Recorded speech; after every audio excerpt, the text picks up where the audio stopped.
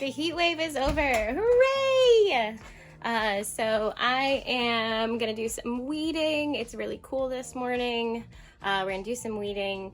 I wanna see if I can move my cattle panel arch trellis, and maybe we can tackle preparing that weird circle Ruth Stout experiment garden bed. Maybe we can do something with that today. Who knows? Who knows where the journey of gardening will take us?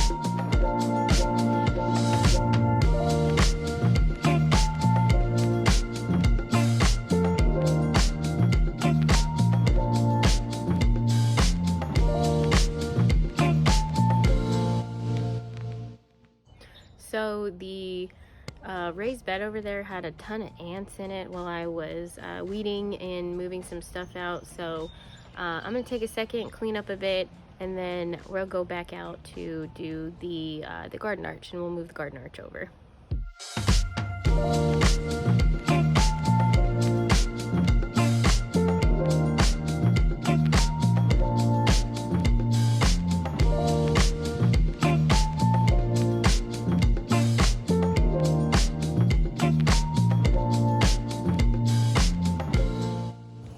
So I had to move the transplants that I still haven't planted out of the way so that I can get the arched trellis behind it over there.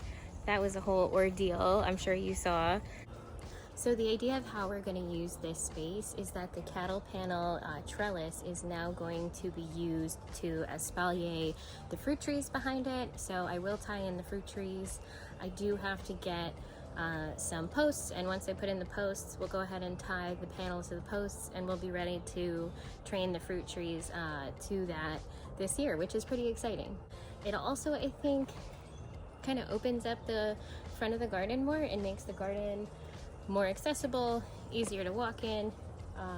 Plus I can now have easier access to that Ruth Stout bed that I've got to just do something with. After clearing this out of weeds, there's still a lot of tree root mass kind of material in this. Originally, we formed this Ruth Stout bed and filled it with all of the shrubs and roots and things from when we had dug out the flower beds.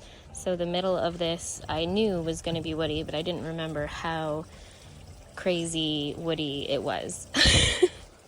So what we're gonna do real quick is let the Ruth Stout bed sit. I've watered it in really good from all the ants that were in there.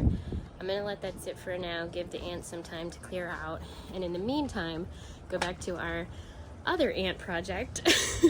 The dahlia tubers got delayed because of ants last time, so I'm gonna pot up the dahlia tubers real quick.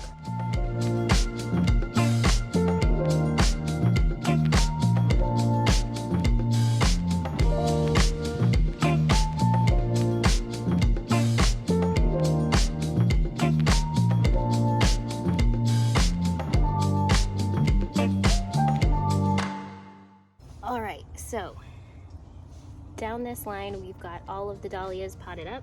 The first three are in 3-gallon pots, and those are the Fiona collection. Those are the ones that were the Shiloh, Onesta, and Petra's wedding.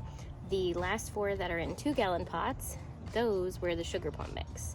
I only ended up getting 4 of the 6 tubers that were viable meaning healthy enough to plant. I have them sat here in the shade up against the fence because I don't want too much heat on these. Thankfully, the soil had dried out enough from the rain that I don't need to water these in. These are good to go. I'm gonna let them sit here and then just keep checking the pots for any signs of life and then keep watering them. I'm gonna need us to just take a second to appreciate these anemone. They are so pretty. Some of them are coming up as doubles and some are coming up as singles, but I don't care because they're beautiful either way. They're lovely. I picked my first anemone and ranunculus bouquet this morning.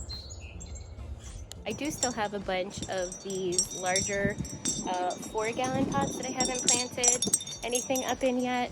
Not sure what we'll plant in these. I think I'm gonna put 8 of the dahlias in those 8 pots, the dahlias that I grew from seed, so that those containers allow enough room for proper tuber development. So we need to get more soil though for me to be able to pot up the rest of what I want to pot up. So I think that that is all we can do for the container garden portion. And that's it. It's a shorter one today, guys, but thanks for coming out. As always, it's nice to have a buddy in the garden. Catch you next time.